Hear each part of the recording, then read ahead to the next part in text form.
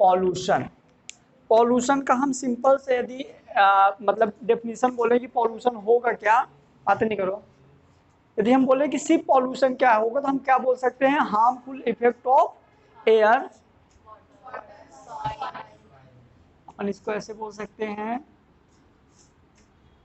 Harmful effect of, ऐसा बोल दे क्या, harmful effect of environment, harmful effect of environment. Environment में जो भी हार्मफुल इफेक्ट होगा वो हमारा क्या होगा, पॉल्यूशन। वो क्या क्या चीजें हो सकते हैं, तो वहां से आपके केमिकल, फिजिकल और बायोलॉजिकल। फिजिकल डैमेज मतलब कैसे, मिट्टी, केमिकल तो पता है कि अपन खेत में फर्टिलाइजेशन, मतलब फिजिकल मतलब कि जैसे नदी की वजह से वो सॉइल पोल्यूशन हो गया तो फिजिकल। बायोलॉजिकल मतलब कि जैसे प्लांट वगैरह हैं तो अपन कुछ ऐसे पेस्टिसाइड यूज किए कि पेड़ प्लांट डैमेज हो गए तो वो हो गया हमारा बायोलॉजिकल। जैसे बायोलॉजिकल पोल्यूशन में हम लोग में क्या होगा, जैसे हम लोग वो दवाई वाले ज़्यादातर सब्जी या फ्रूट्स खाते हैं तो वो भी तो एक हो गया ना। तो हमारा देखो बढ़िया है पॉल्यूशन का definition, harmful effect of environment. हमारे एनवायरनमेंट में जो भी हार्मफुल इफेक्ट होता है वो क्या कहलाएगा, पॉल्यूशन।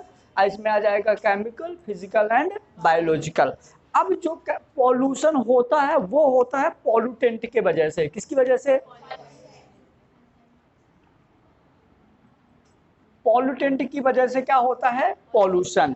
अब समझना, जैसे कार्बन डाइऑक्साइड गैस है, कार्बन डाइऑक्साइड गैस क्या है, एक पॉल्यूटेंट है कि नॉर्मल एक सब्सटेंस है। हमारे इन्वायरमेंट में कार्बन डाइऑक्साइड गैस एक नॉर्मल सब्सटेंस होता है, लेकिन जब वो जरूरत से ज्यादा हो जाता है तो पॉल्यूटेंट में आ जाता है, है ना। तो मतलब हर एक केमिकल्स, हर एक सब्सटेंस हमारा जो पॉल्यूटेंट की कैटेगरी में कब आएगा वो उसकी क्वांटिटी पे डिपेंड करता है। जरूरत से ज्यादा चीजें क्या हो जाएंगी, पॉल्यूशन। जैसे मान लो बारिश हो रही है, बारिश में मिट्टी का बहाव हो रहा है। नॉर्मली यदि बारिश हो रही है तो कोई दिक्कत नहीं, लेकिन बारिश तेज हो गई, मिट्टी का बहाव तेज होने लगा तो वो हमारा क्या आ जाएगा, पॉल्यूटेंट में। हमारे इन्वायरमेंट में देखो प्लांट्स को कार्बन डाइऑक्साइड चाहिए, लेकिन यदि जरूरत से ज्यादा मिल गया तो पॉल्यूशन। समझना मेरी बात। यदि खेत में हम पानी दे रहे हैं तो नॉर्मल ठीक है, लेकिन पानी यदि हम जरूरत से ज्यादा दे दिए तो भी प्लांट सूख जाते हैं, गल जाते हैं, मतलब खराब हो जाते हैं, तो वो भी क्या हो गया, पॉल्यूशन। मतलब कि सीधी सी बात लेके ऐसी चीजें जिनकी वजह से ये होता है ये पॉल्यूटेंट कहलाता है। क्लियर। तो यहाँ पे भी एक लाइन लिख दो, a substance that pollutant, a substance that pollutant like क्या क्या हो सकता है, reverse, air, forest, lake, etc, है ना। मतलब आपकी नदी, मतलब वाटर, नदी पोल्यूशन हो जाएगा, एयर पोल्यूशन हो जाएगा, फॉरेस्ट हो जाएगा, लेक हो जाएगा, सॉइल भी लिख सकते हो, सॉइल पोल्यूशन। इस तरह के जो बहुत सारी चीजें डैमेज करती हैं हमारा क्या कहलाएगा, पॉल्यूशन कहलाएगा। क्लियर।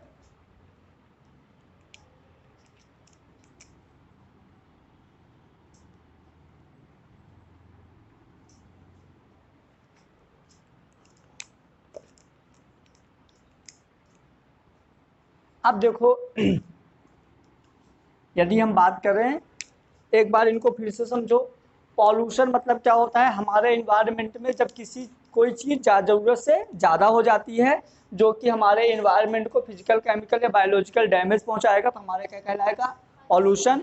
जिनकी वजह से ये चीज़ें हो रही हैं वो हो गया पॉल्यूटेंट। दोनों क्लियर हुई। चलो अब जो हमारा पॉल्यूटेंट्स होते हैं वो दो टाइप्स के होते हैं, एक जैसे मतलब कि बायोडिग्रेबल, एक नॉन बायोडिग्रेबल। क्लियर। तो एक होता है हमारा देखो नॉन बायोडिग्रेबल, एक होता है बायोडिग्रेबल। देखो मैं एग्जांपल बता देता हूं, अच्छा समझ में आएगा। नॉन बायोडिग्रेबल मतलब कि जिसको हम जो सॉइल में जिसका डिकम्पोजिशन नहीं होगा, क्या, जो डिकम्पोज नहीं होगा, does not decompose in soil, जो हमारे सॉइल में डिकम्पोज नहीं होगा। इसका एग्जाम्पल क्या हो जाएगा? पॉलीथीन और पॉलीमर और ग्लास। ठीक है, तो इस तरह की चीजें जो है, प्लास्टिक वो आ गया ना यहाँ पॉलीथीन में।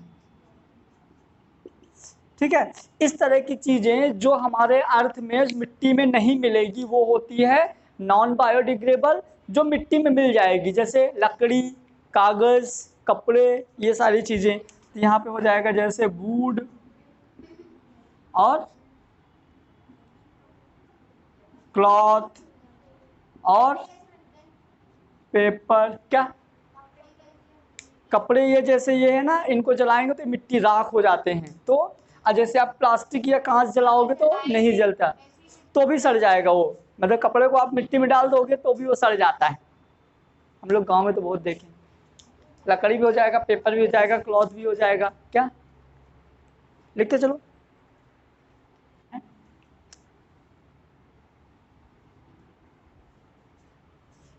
एक हमारा होगा क्या? Primary pollutant.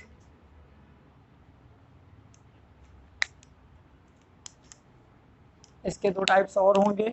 एक होगा प्राइमरी पॉल्यूटेंट, एक होगा क्या? नहीं, वो पॉल्यूटेंट के ही टाइप चल रहे हैं अपने। पहले बायोडिग्रेडेबल, सेकेंडरी पॉल्यूटेंट। ठीक है, अब सुनो। हमारे जो पॉल्यूटेंट है, एक होता है प्राइमरी पॉल्यूटेंट, एक होगा सेकेंडरी पॉल्यूटेंट। तो प्राइमरी पॉल्यूटेंट मतलब क्या? जो इन्वायरमेंट में जिस फॉर्म में निकलेंगे ना, उसी फॉर्म में पॉल्यूशन करेंगे। जैसे लकड़ियों से निकलने वाला धुआं, कार्बन मोनोऑक्साइड, CO, ये CO के फॉर्म में ही इन्वायरमेंट में रिलीज होता है और इसी फॉर्म में पॉल्यूशन करता है। दूसरा हमारा DDT, ये इसी फॉर्म में निकलता है और इसी फॉर्म में पॉल्यूशन करता है। तो जो जिस फॉर्म में रिलीज होता है उसी फॉर्म में यदि पॉल्यूशन करता है तो हो जाता है प्राइमरी पॉल्यूटेंट। लेकिन कुछ ऐसे होते हैं सेकेंडरी पॉल्यूटेंट। जैसे मान लो सेकेंडरी पॉल्यूटेंट का सबसे अच्छा एग्जांपल है एसिड रेन। पूछो कैसे? यहां से देखो धुआं निकला, यहां से धुआं निकला, पोलन ग्रेन निकला, NO2 NO3 निकला, ऊपर से बारिश हुई, पानी के साथ मिल के वो बनाया। समझ में आया? स्मोक और स्मोक दोनों में डिफरेंस है ना? तो इसका मतलब कि सीधी सी बात, सेकेंडरी पॉल्यूटेंट मतलब कि ऐसे केमिकल्स जो जिस फॉर्म में निकलते हैं ना, उस फॉर्म में एनवायरनमेंट को डैमेज नहीं करते। पहले वो दूसरों से रिएक्शन करते हैं, फिर नया कुछ बनाते हैं, फिर डैमेज करते हैं। क्लियर हुआ? लिखते जाओ।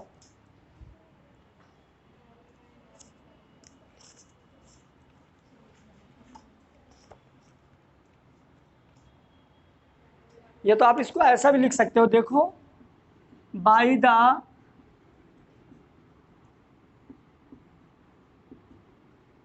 एक्शन ऑफ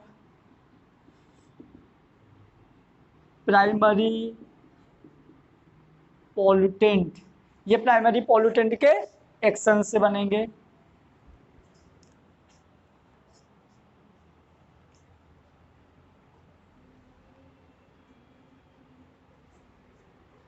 ये इनसे ज़्यादा पॉइजनस होते हैं, मोर पॉइजनस। ये मोर पॉइजनस होते हैं।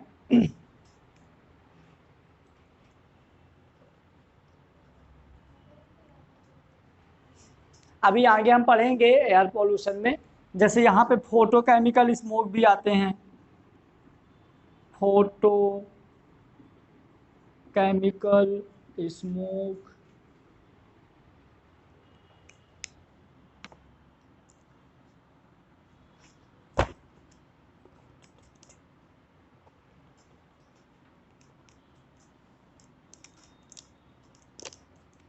लिख दिया दोनों, है ना? फिर ये दो और होते हैं, इसी की टाइप, पॉल्यूटेंट के टाइप ही है। एक और मार्कर तुमको इंक के लिए दिए थे। देखो अब यहाँ पे दो चीज और होंगे, एक होगा क्वालिटेटिव, एक होगा क्वांटिटेटिव। क्लियर? तो पहले अपन लिख लेंगे एक पॉइजनस, हाँ क्वांटिटेटिव, क्वांटिटेटिव एक होगा क्वालिटेटिव। देखो क्वांटिटेटिव मतलब कि यदि ये इस फॉर्म में है और क्वांटिटी इसकी ज़्यादा नहीं है तो पॉल्यूशन नहीं होगा। जैसे एग्जांपल मैंने ले लिया CO2। CO2 यदि जितना हमको ज़रूरत है यदि उतना ही है तो ये कोई भी पॉल्यूशन नहीं करेगा, लेकिन यदि इसकी क्वांटिटी ज़्यादा हो जाती है तो फिर ये किस में आ जाएगा? पॉल्यूटेंट में। एक और मैं बताता हूँ, याद तो है NO2 nitrogen cycle. Nitrogen cycle में जितनी ज़रूरत है सॉइल में उतनी ही यदि NO2 है तो हमारा पॉल्यूटेंट नहीं है, लेकिन क्वांटिटी बढ़ गई तो हो जाएगा। NO3 सेम, जितना ज़रूरत है यदि उतना ही है तो ठीक है, ज़रूरत से ज़्यादा हो गया तो पॉल्यूशन में आ जाएगा। लेकिन यदि हम क्वालिटेटिव की बात करें तो क्वालिटेटिव में DDT ये कितना भी हो डैमेज ही करेगा। DDT डाइक्लोरो डाइएथाइलिन टेट्राएसीटेटो, अभी पढ़ेंगे उसमें। DDT याद रखो। DDT मतलब एक ऐसा पेस्टिसाइड्स होते हैं जो हम उसमें खेत में डालते हैं ना, कि हमारे मतलब उसमें घास वगैरह जो नहीं आ जाती खेत में जिनको ज़रूरत नहीं है वो डैमेज हो जाए, लेकिन इसको डालने से वो उनको एक तो उनके प्लांट्स में चला जाता है, ऊपर से जैसे अब मान लो कि धान की फसल है, धान की फसल में अलग से मतलब ग्रास आ गई जिसको हम क्या बोलेंगे? बीड्स आ गए जो हमारे धान को डैमेज करेंगे, तो हमने उसमें DDT डाल दिया तो ये DDT उस बीड्स को तो मार दिया, लेकिन उस पानी में भी तो मिल गया। फिर अब उस पानी को कौन पिए? बर्ड्स। अब जब बर्ड्स पानी को पीते हैं तो बर्ड्स के बॉडी में क्या चला गया? DDT। फिर ये DDT क्या होगा, जो बर्ड्स के अंडे होते हैं ना, तो अंडे की जो बाहर की लेयर होती है ना उसको डैमेज कर देते हैं। मतलब जैसे अंडे का चूजा 1 महीने में बाहर आना था, लेकिन DDT की वजह से जो उसके बाहर की जो लेयर थी वो 15 दिन में ही फूट गई, तो क्या हो जाएगा? बच्चा पहले ही बाहर आ गया, मतलब उसकी डेथ हो जाएगी, मर जाएगा वो, है ना। DDT लिख दो। इंसेक्टिसाइड, फंजीसाइड ये सब आते हैं बहुत सारे। और आएंगे अपना इंसेक्टिसाइड, फंगस को मारने के लिए फंजीसाइड,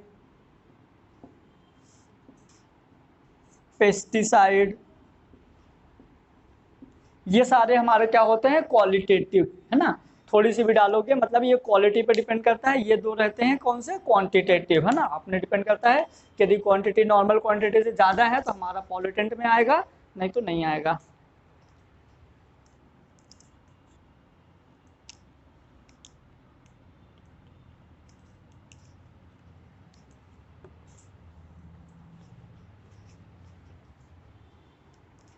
फिर दो और हैं,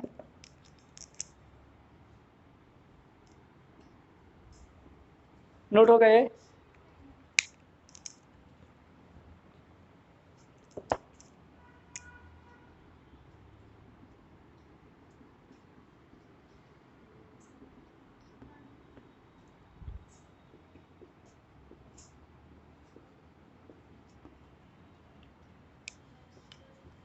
एक होता है नेचुरल पोल्यूटेंट, एक होता है एंथ्रोपोजेनिक।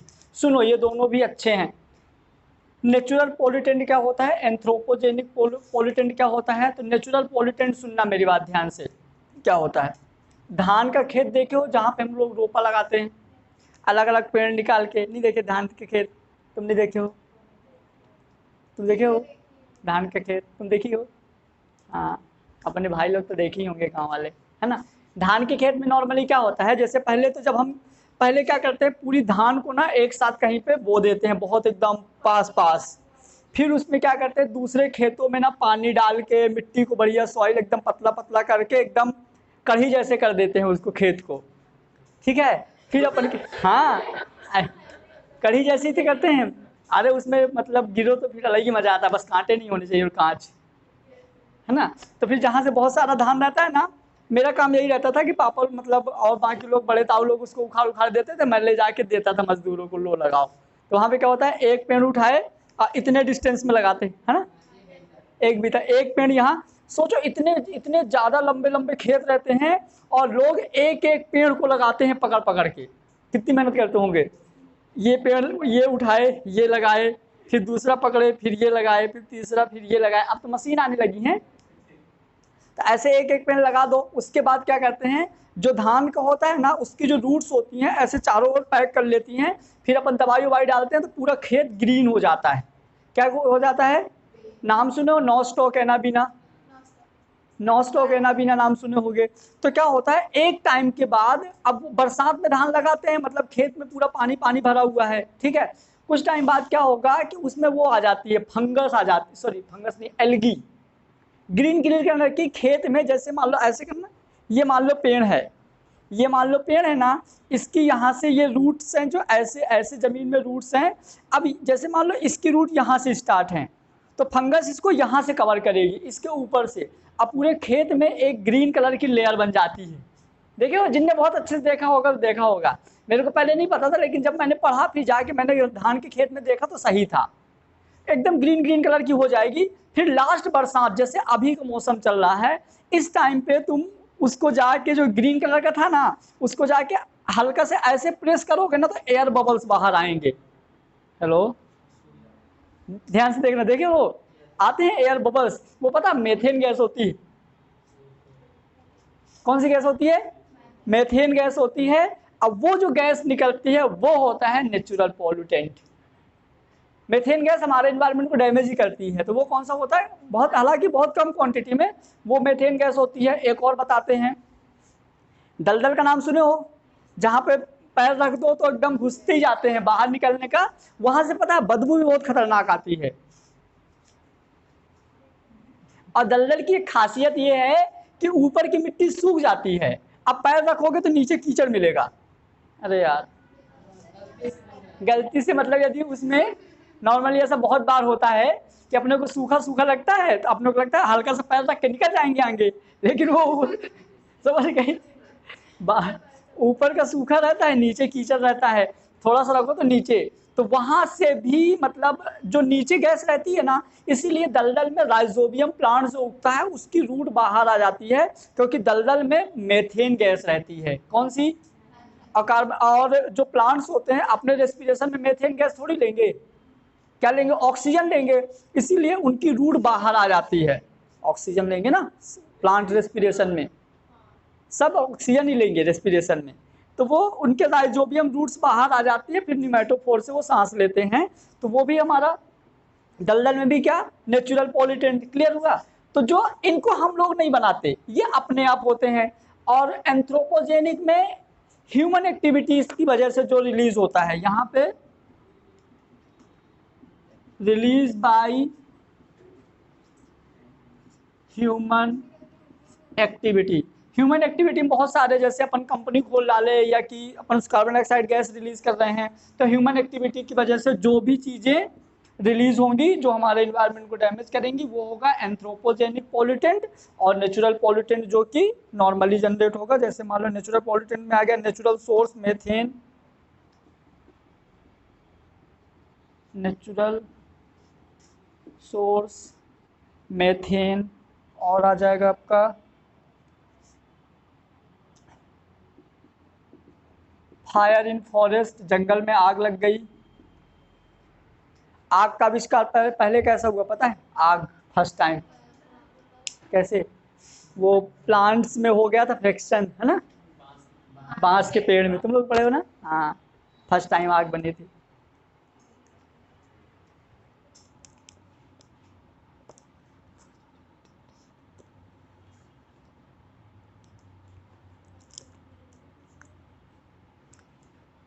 दो और हैं इसके,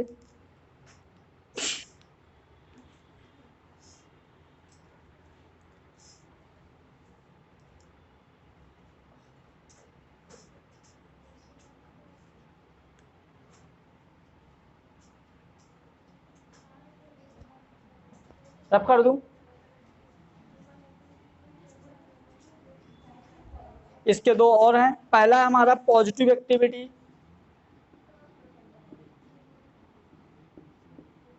और दूसरा है नेगेटिव एक्टिविटी, पॉल्यूटेंट और पॉल्यूटेंट। पॉजिटिव एक्टिविटी और नेगेटिव एक्टिविटी। पॉजिटिव एक्टिविटी क्या होगा, मोर यूज फर्टिलाइजर, जब हम जरूरत से ज्यादा फर्टिलाइजर यूज करते हैं, मोर यूज फर्टिलाइजर, यदि हम जरूरत से ज्यादा फर्टिलाइजर यूज करते हैं तो हमारा क्या हो जाएगा, पॉजिटिव एक्टिविटी। नेगेटिव एक्टिविटी क्या होगा, जिसकी जहां जरूरत है उस जगह से उसको हम हटा दें। जैसे मान लो कि खेत वगैरह होते हैं ना, तो खेत की सॉइल को आप निकाल के उसी सॉइल से ईंट बना लो, तो वो खेत खराब हो जाता है वहां पे। इसीलिए गांव वगैरह में जो हम लोग ईंट बनाने वाले, ईंट और ये जितने भी मिट्टी के बर्तन आते हैं ना, जैसे मटके वगैरह जो बनते हैं, तो ये लोग जो मिट्टी यूज करते हैं ना, ये लोग मिट्टी खरीदते हैं। नॉर्मली इतनी मिट्टी अपन कहीं से भी ले लें, लेकिन लोग खरीदते हैं, क्योंकि ऊपर की मिट्टी ही अच्छी होती है, नीचे तो पत्थर है। तो ऊपर की मिट्टी क्या करते हैं कि हमारी यदि उस मिट्टी को हम वहां से हटाएंगे तो वो जगह क्या हो जाएगी, हमारी पॉल्यूटेंट खराब हो जाएगी, मतलब कि इन्वायरमेंट डैमेज हो जाएगा, सीधी सी बात। तो वो वाला हमारा किस में आ जाएगा, नेगेटिव एक्टिविटी में। क्लियर, मतलब रिमूव, इसको ऐसे बोल सकते हैं, रिमूव यूजफुल मटेरियल,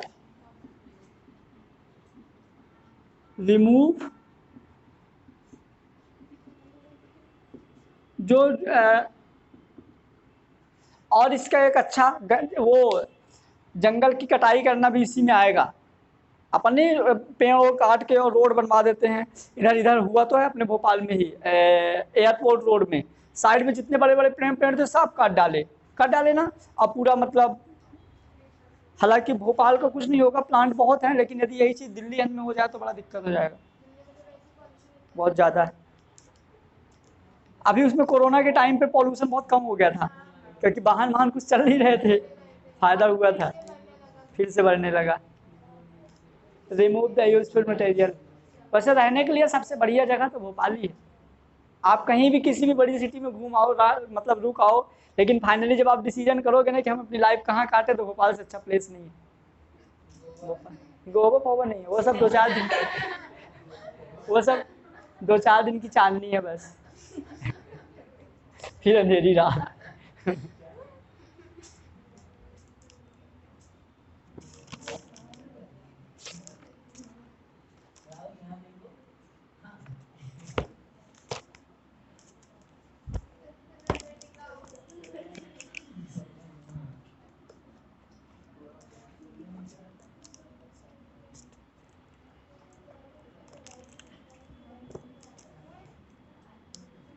अब हेडिंग डाल दीजिए आप लोग, हो गए ना ये, हो गए। यहाँ तक हमने क्या पढ़ा, अभी अभी मैंने यहाँ पे पढ़ा पॉल्यूशन क्या है। अब पॉल्यूशन के टाइप्स कौन कौन से होते हैं, तो फिर से रिवीजन कर लो। पॉल्यूशन हमारा पॉल्यूशन वो चीज होता है जो एनवायरमेंट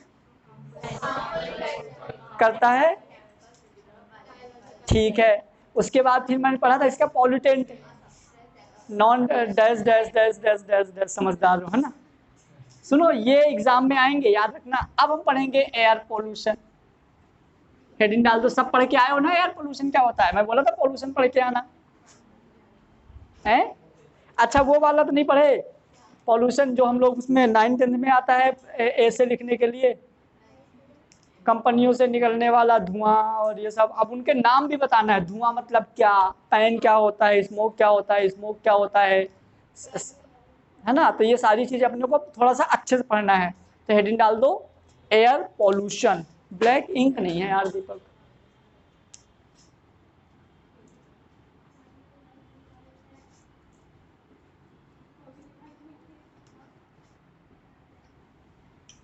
एयर पॉल्यूशन लाना पड़ेगा ब्लैक इंक।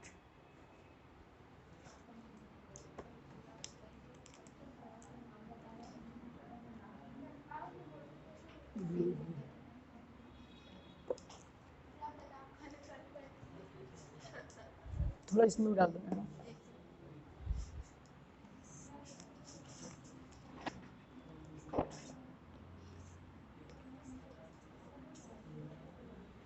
चलो आप बताओ क्या होता है एयर पोल्यूशन।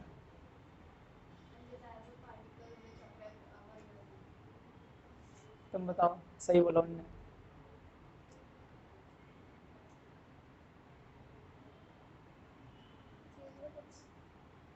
कुछ ऐसे एक्स्ट्रा मटेरियल्स और एयर्स जो हमारे इन्वायरमेंट में हार्मफुल इफेक्ट डालते हैं।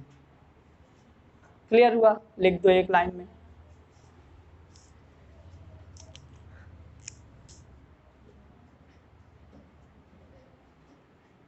Harmful material and gases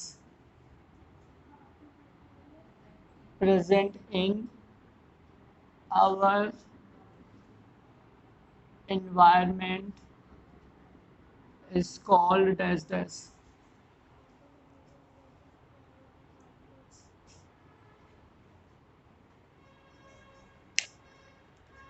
Harmful material and gases present in our environment is called air pollution.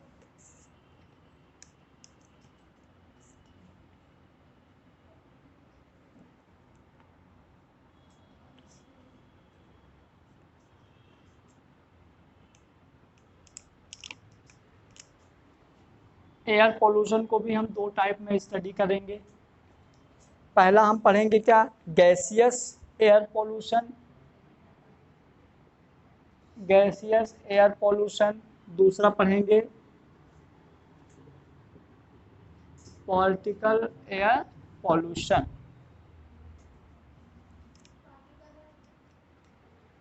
ये हाँ,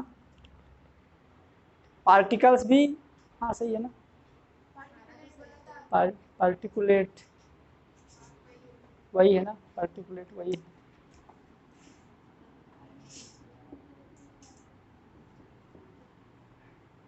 ठीक है, अब देखो ये क्या होगा, पहले गैसियस एयर पोल्यूशन देखते हैं। ठीक है, तो ये एट देखो at STP standard temperature and pressure में, क्योंकि क्या होता है हम बहुत सारी गैसेस में यदि हाई प्रेशर दे देंगे तो लिक्विड में कन्वर्ट हो जाएंगी। गैसेस को हाई प्रेशर दे देंगे तो लिक्विड में कन्वर्ट हो जाएंगी, इसीलिए हमने बोल दिया at STP standard temperature and pressure. जैसे हम स्टैंडर्ड टेम्परेचर क्या लेते हैं? Room temperature. ठीक है, प्रेशर लेते हैं 1 atm, तो हम यहाँ पे लेते हैं standard temperature room temperature. Room temperature मतलब 25 डिग्री सेंटीग्रेड। अब प्रेशर क्या लेते हैं? 1 atm। तो स्टैंडर्ड टेम्परेचर और प्रेशर में वो गैसेस जो हमको हार्मफुल इफेक्ट डालेंगी वो होंगी हमारे एयर पोल्यूशन। पार्टिकुलेट पार्टिकल्स में क्या हो जाएंगे? स्मोक, स्मोक, एरोसोल, पैन, अभी ये सब आगे आ जाएंगे। इंसेक्टिसाइड भी आएंगे, इंसेक्टिसाइड, पेस्टिसाइड, पेस्टिसाइड हाँ,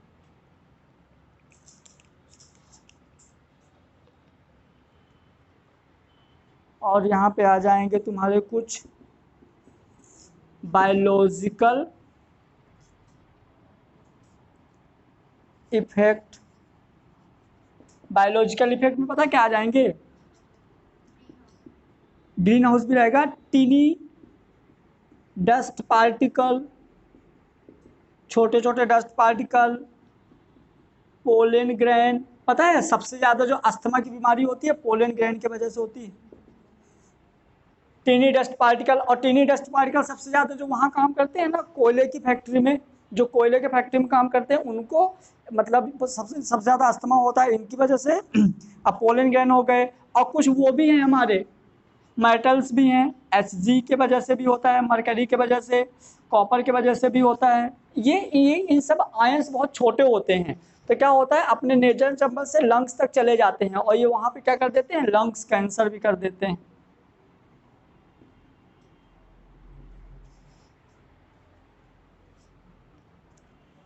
HgCu, Pb, Pt, HgCu, Pb, Fe, इन सब के पार्टिकल बहुत बारीक बहुत छोटे पार्टिकल्स होते हैं।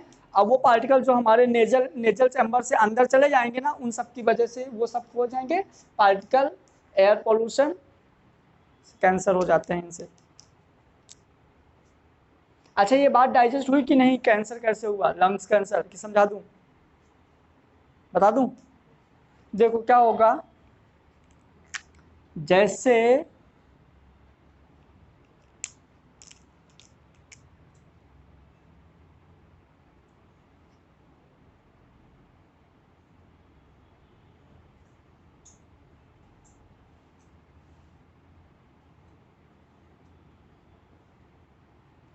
ये छोटे पार्टिकल यदि नेजर चैम्बर से कहाँ आ गए, अपनी लंग्स में। अब लंग्स में क्या होते हैं, छोटे छोटे एल्बुलाई,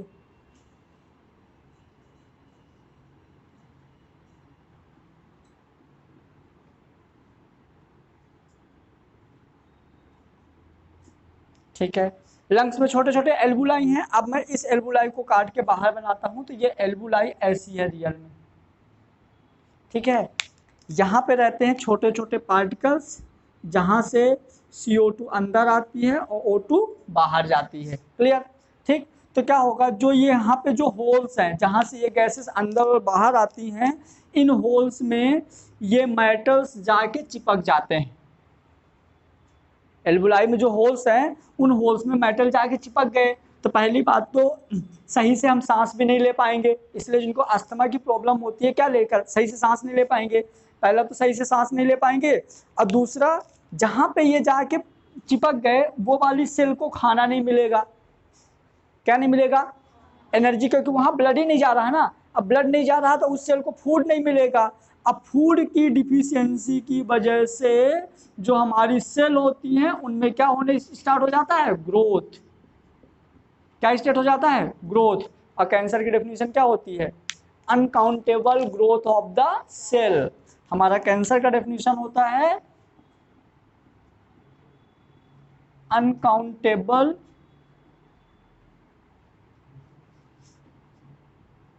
ग्रोथ ऑफ सेल। यदि सेल हमारा जरूरत से ज्यादा ग्रोथ करता है तो क्या हो जाएगा, वो कैंसर। तो ये कैंसर इस वजह से हो जाता है, इन पार्टिकल्स की वजह से। अब पार्टिकल ज्यादा हार्मफुल होते हैं क्योंकि हमारी पूरी होल बॉडी में हर जगह कहीं ना कहीं डिफ्यूजन के लिए, कहीं एयर के लिए, कहीं लिक्विड के लिए, हर जगह क्या है, पोर्स है अपनी बॉडी में। स्किन से लेके चाहे आप इंटरनल की बात करो चाहे एक्सटर्नल की बात करो, हर जगह पोर्स है, पोडोसाइट ये हर जगह है। तो पार्टिकल्स क्या होते हैं, जब ब्लड से सर्कुलेट होते हैं तो उन पोर्स को पैक कर देंगे, और जब पोर्स को पैक कर देंगे तो वहां पे क्या मिलेगा, ब्लड नहीं जाएगा, ब्लड नहीं जाएगा तो खाना नहीं मिलेगा, खाना नहीं मिलेगा तो सेल में क्या होना स्टार्ट हो जाएगी, ग्रोथ। कौन, डिवीजन करना स्टार्ट कर देंगे। कैंसर की डेफिनेशन मैंने क्या बताया था, याद है, हाँ मतलब मैंने बताया था, देखो ये नॉर्मल सेल है, डायग्राम यदि याद होगा तो, हाँ मरेंगी। देखो क्या होगा, सुनो, जैसे मान लो एक सेल है, ये वाली सेल है, इसको खाना नहीं मिल रहा है, ऐसे करना, दो मुट्ठी बनाना, ऐसे रख दो, उसको दे दो, नहीं लूंगा भाई, और तो ही तुम्हारे भरोसा नहीं है। जैसे ये एक, ये है एक, ये यहाँ मुट्ठी एक तुम लगा दो, जैसे मान लो ये चार है ना। अब इन चार मुट्ठियों में इस वाले में आके मान लो कुछ डिपॉजिट हो गया, अभी नॉर्मली खाना मिल रहा था, ये ग्रोथ कर रहे थे, इस वाले सेल को अब खाना नहीं मिल रहा। जब ये खाना नहीं मिल रहा तो ये भरभटाएगी। भरभटाना तो समझ रहे हो ना, मतलब कि इधर उधर हाथ पैर मारेगी, धीरे धीरे करके इसमें डिवीजन होना स्टार्ट हो जाएगा, ग्रोथ होना स्टार्ट हो जाएगा। तो एक सेल थी, एक दो तीन चार सेल बन गई। अब पहले एक को खाना नहीं मिल रहा था, अब चार को नहीं मिलेगा, तो उनमें भी प्रॉब्लम, उनमें भी मतलब मेटाबॉलिज्म फास्ट होगा, 4 से 8, 8 से 16, ऐसे कर करके ये 3 तो नॉर्मल थी, ये वाला पूरा कैसा ट्यूमर बन गया।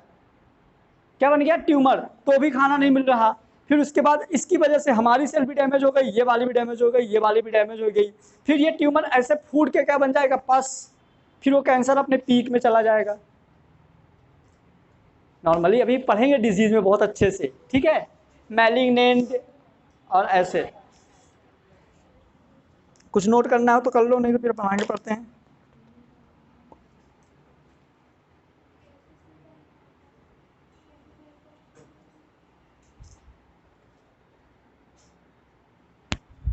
डिफरेंट टाइप्स ऑफ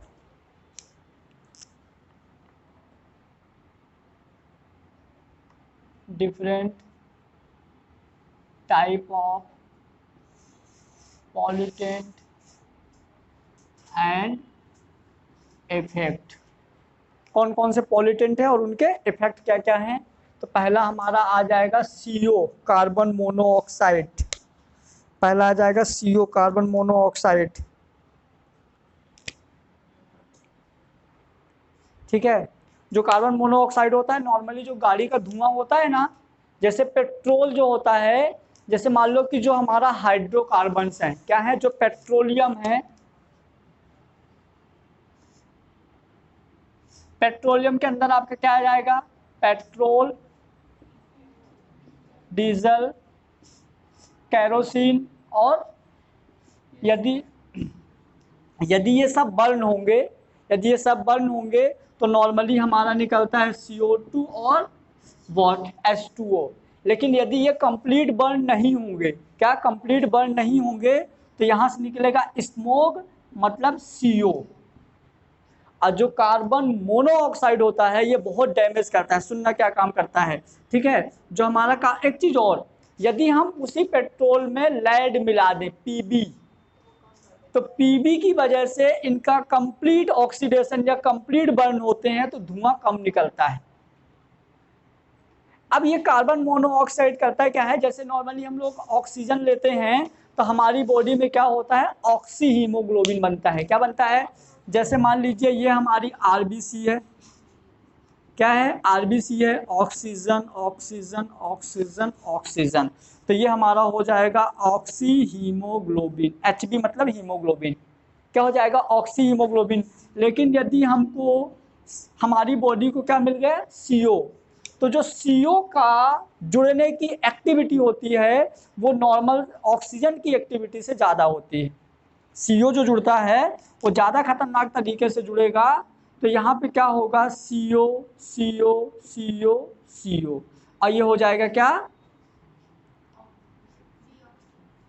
नहीं, कौन सा,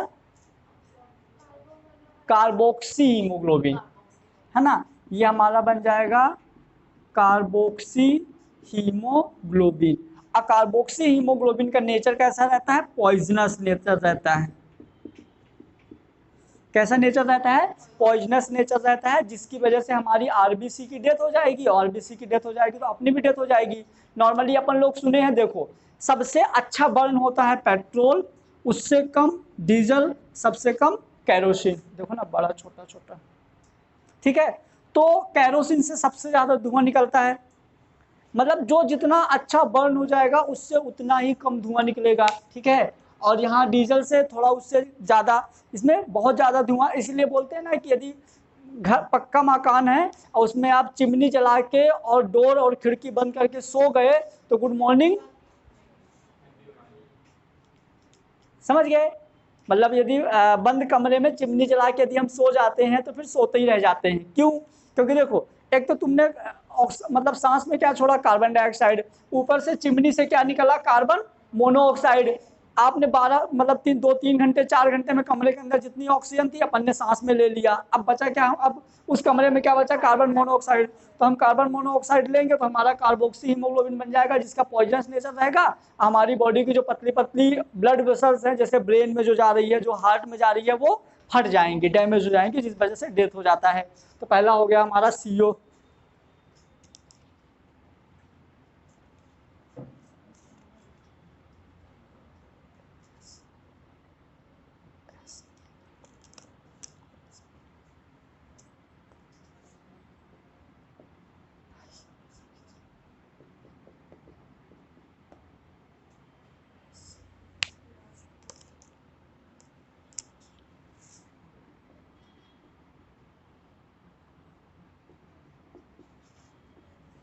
एक और है, देखो इसी में एस्फाइक्सिएशन, इसमें क्या होता है, जो हमारा रेस्पिरेटरी ट्रैक्ट होते हैं ना उसको डैमेज कर देता है। ये डिजीज आ चुकी है एग्जाम में,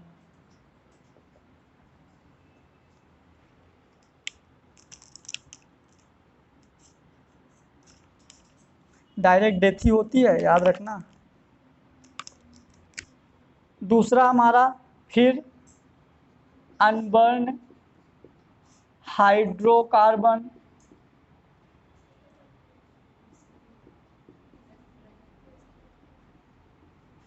अनबर्न हाइड्रोकार्बन में क्या क्या निकलेगा, मेथेन, C6H6 बेंजीन या 2,4 बेंजापायरीन, सॉरी 3,4 बेंजापायरीन, ये और हमारे केमिकल्स होते हैं, है ना, जो अनबर्न हाइड्रोकार्बन, ये भी पॉल्यूशन होते हैं।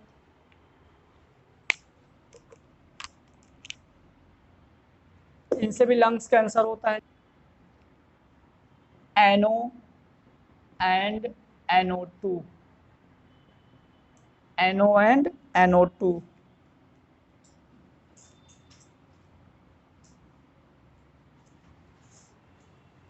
चलो अपन देखते हैं NO और NO2 क्या होता है। NO और NO2 तो नॉर्मली क्या होता है, जो अनबर्न हाइड्रोकार्बन रहते हैं, अनबर्न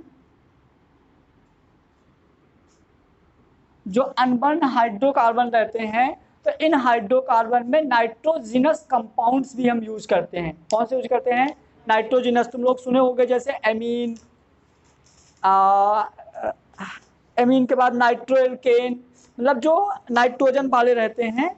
तो यहाँ से क्या होता है हमारा, जैसे N1 हाइड्रोकार्बन यानी कि हमारा एमीन हो गया, नाइट्रो एल्केन, नाइट्रो एल्कीन, मतलब कुछ ऐसे फंक्शन ग्रुप जिनमें नाइट्रोजन इंक्लूडेड हो, ऐसे फंक्शन ग्रुप जिनमें नाइट्रोजन इंक्लूडेड हो, वो सब तो हाइड्रोकार्बन के अंदर ही आएंगे, जीओसी के अंदर ही आएंगे। क्लियर? तो इनका जब मतलब इनकम्प्लीट ऑक्सीडेशन होता है तो हमारा NO और NO2 गैस निकलती है। क्या निकलती है? गैस।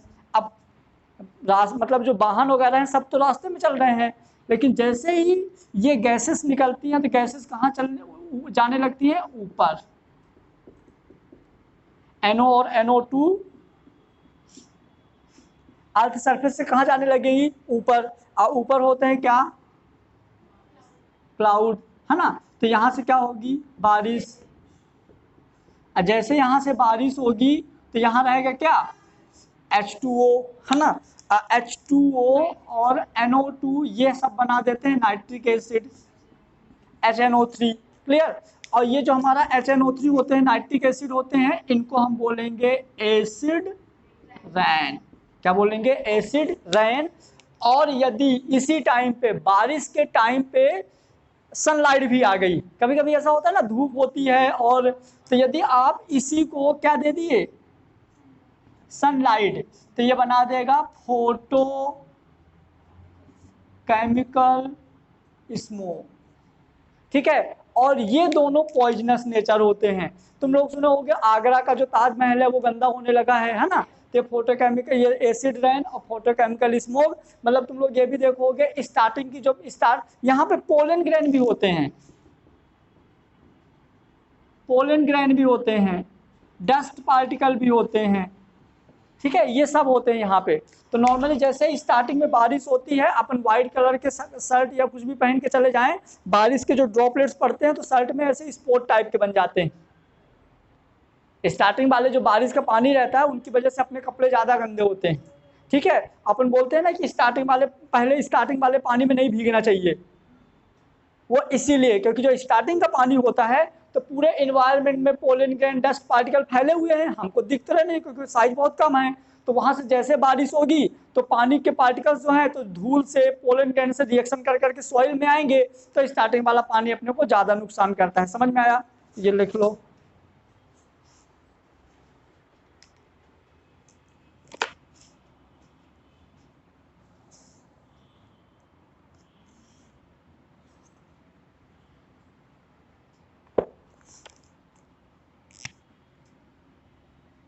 नेक्स्ट हमारा हो जाएगा SO2 एंड SO3।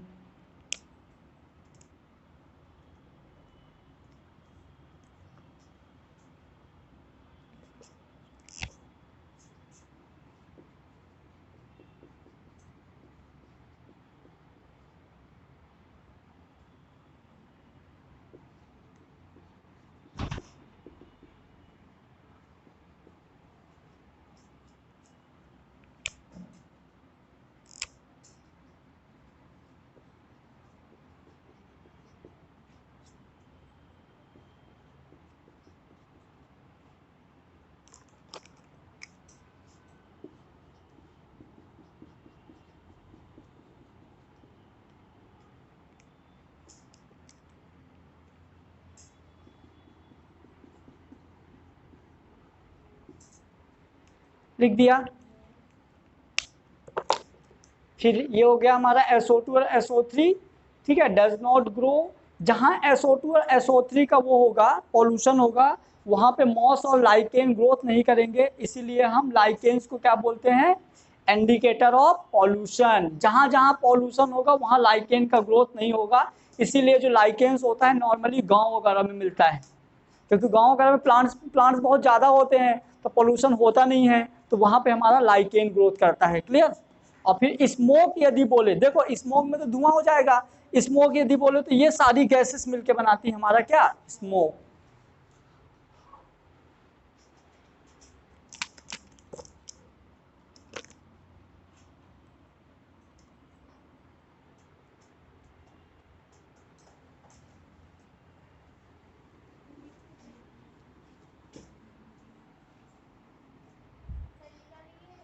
कौन सा नहीं रब कर रहे हैं ना, पता तो है।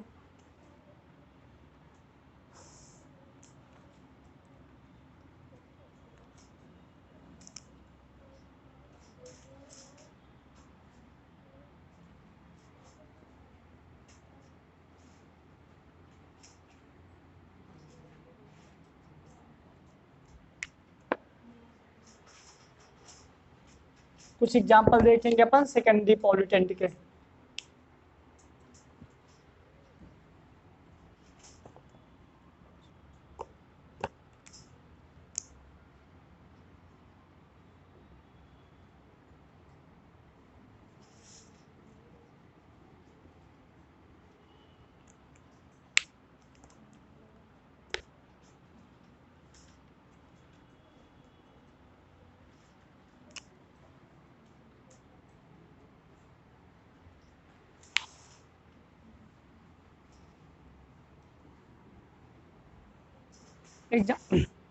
Example of secondary pollutant.